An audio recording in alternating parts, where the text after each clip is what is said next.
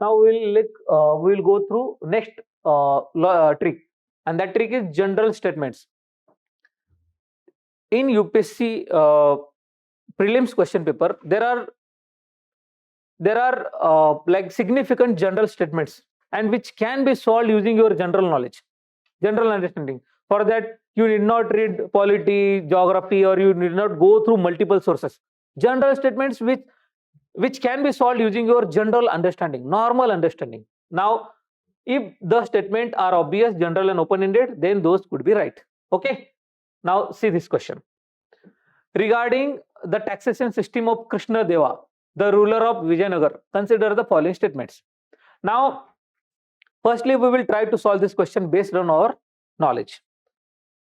We might have read about Krishna Deva Raya in our history book.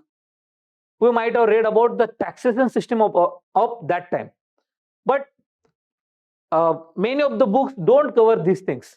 Now you have to solve this question based on logic and then based on the tricks. Okay, the trick is, if the statements are general, if they are applicable now, they would have been applicable in that time as well. Now see the question. Regarding the taxation system of Krishna Deva, the ruler of Vijayanagar, consider the following statements. The first statement, the tax rate on the land was fixed depending on the quality of the land.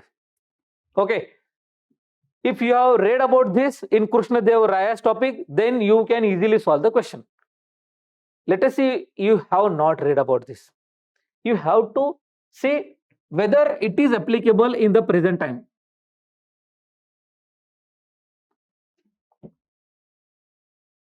Whether it is applicable in the present time. At present. What kind of taxation is there on agriculture? Okay. If there is a taxation on agriculture, that should be based on the quality of land. Why a farmer who has, let us say, who is a green revolution area wala farmer, or the farmer who is in Punjab and the farmer who is in Rajasthan desert, why will they pay same rate of taxation if their income is not same? Okay, it depends on the quality of the land that will decide that person's income, and the tax should be based on the kind of the land the person is owning rather than how much land that person is owning. So this is true in our contemporary times.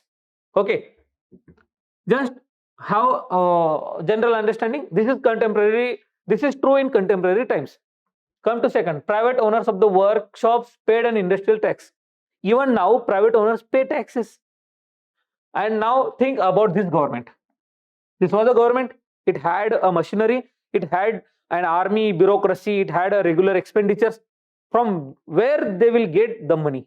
Obviously, at that time, the major economic activity was agriculture. Obviously, agriculture related tax would be there. So first statement is right. And if you see, if you compare this with, let us say, Akbar's rule, contemporary rule, Akbar's rule was in that phase, or just 50 or 100 years back after the rule of Krishna Deva Raya. Okay, in that case, in Akbar's rule, there was a division of land based on the quality, and the taxation also varied according to the quality of the land. Take contemporary of that phase, Krishna Deva Raya, contemporary was Akbar, and in Akbar's era, land was, the tax rate on the land was based on the quality of the land. And same rules and laws were followed in nearly all the states of that time. Right? So first statement will be right if we compare with the contemporary of Krishna Deva Raya, as well as if we compare this to the present time. The first statement should be right. Come to second, private owners of the workshop paid an industries tax. Obviously, it was even during during Gupta period. At that time, whatever the industries were there, they were paying taxes. Even during Akbar's time, they were paying taxes, and even during Krishna Deva Raya, they should pay taxes, because from where the government will gain money.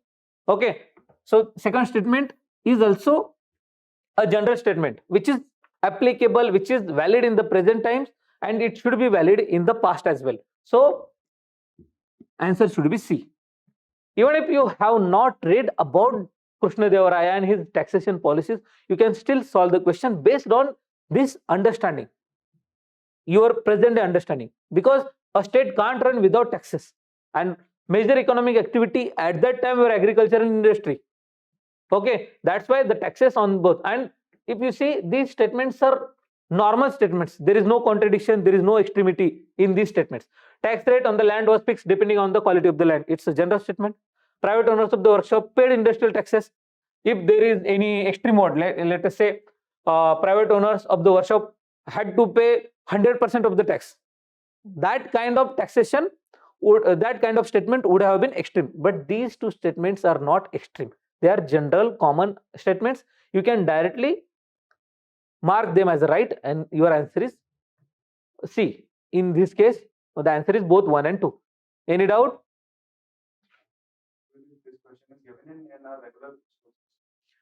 If it is given in the regular sources, you won't need to think this much. But there is no, if it is not mentioned in the regular source, then you have to think in this way. You have to compare Krishna Deva Raya society to any contemporary society of that time.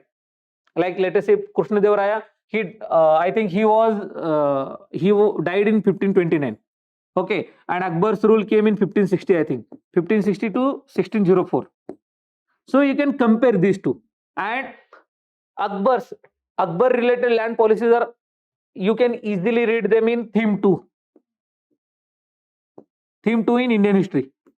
If you read theme 2, you will come to know about Akbar's land policy. If you know about Akbar's land policy, you can go to Krishna Deva Raya's land policies. Somehow you have to make connections to solve a particular question. And the final, like let us say this was the logic, we can directly use the trick of generals, or whichever trick we are discussing. It says that general statements, if the statements are general, they are not extreme, you can directly make them right. Okay, if they are not asking some specific data, this is not a specific data, it's a very general statement. Okay, if they had used here on let us say in a particular crop, a particular irrigation system, in that case it would have been a specific question, and that statement might be wrong. But this statement should not be wrong actually. I won't say that it was right or wrong, but it should not be wrong because it's a general statement. Correct? Now we have one more question on this. Now this is the question in 2020, last year. With the present state of development of artificial intelligence,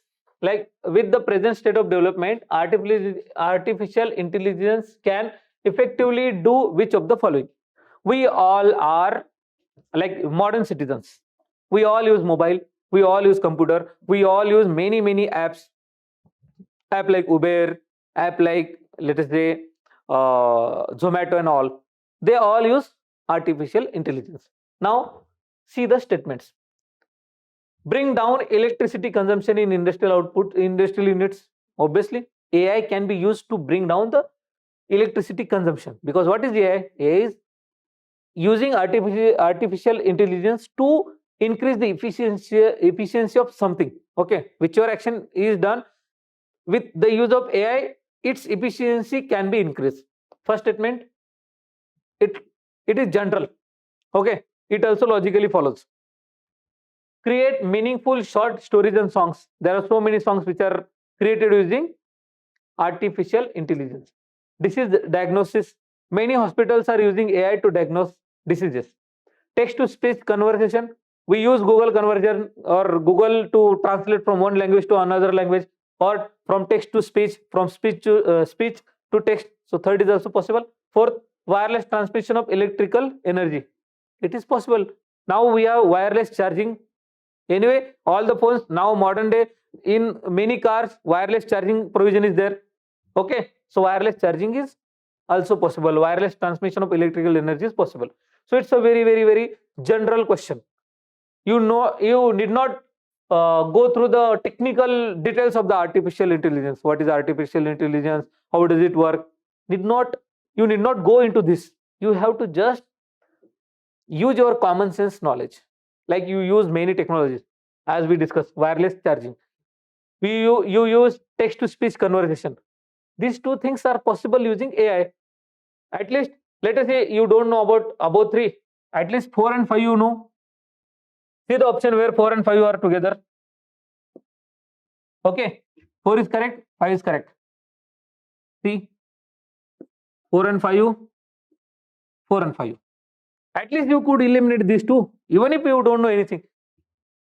Then you would have thought about these two, these remaining C and D, and see 1 and 3 is added. Just go through these three, these two. Don't look at this second, because second is there in the both the answers. Like finalize, like just see first and third. Bring down electricity consumption. It's a very easy thing, because if we use AI, we will come to know where the wastage of electricity is happening. We can easily identify the areas where we need to improve, and we can bring down the electricity consumption. Let us say if you don't know about this disease diagnosis, now it's very easy to diagnose a disease. Now in case of corona pandemic, we use AI to see how the spread is going on, like in which sections of the population are more vulnerable. So we know that AI is used for this. 3, 4, 5. See in which option 3, 4, 5 are mentioned. Answer is D. Any doubt? So you need not to be expert in that particular field. You have to have general understanding of science and technology related things, like your daily routine things, like which mobile technology you are using, which telecom technology you are using, what new technological development have happened, and their general understanding and general usage. Like we use those technologies regularly, but we are not like well versed with the kind of like background they have. Okay, you need to remember their general understanding only.